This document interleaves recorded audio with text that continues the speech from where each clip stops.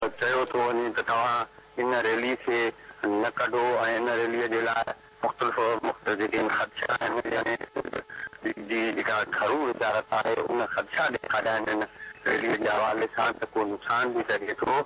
मगर अयाज़ लतीफ़ पली जो चवणु आहे त जेसी ताईं इन सिंध जे वहदत ख़िलाफ़ असांखे रोक कई वई त असां बिल्कुलु सिंधी माण्हू उहे सिंध जा माण्हू भरपूर नमूने सां पंहिंजो आवाज़ उथारींदासीं ऐं जमहूरियत वारी हुकूमत खे घुर्जे त इन हवाले सां उन्हनि माण्हुनि जो साथ ॾियणु घुर्जे जिन सां ज़्यादतियूं थी रहियूं आहिनि। सिंध जी वहदत जे ख़िलाफ़ हेॾी सारी साज़िश थी रही आहे, उन ते असां कॾहिं बि ख़ामोश नथा रही सघूं।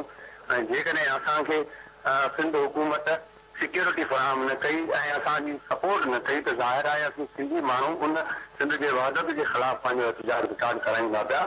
ऐं इन हवाले सां मुख़्तलिफ़ ॻाल्हियुनि खां पोइ इहो मालूम जो आहे त सिंध हुकूमत इहो चाहे थी पई त इहा रैली न निकिरे ऐं अवामी तहरीक पारां इहो आहे त रैली असां ज़रूरु कढंदासीं, असां नथा रोके सघूं। जी नादिया, वॾी महिरबानी और शाख मिराणी जी।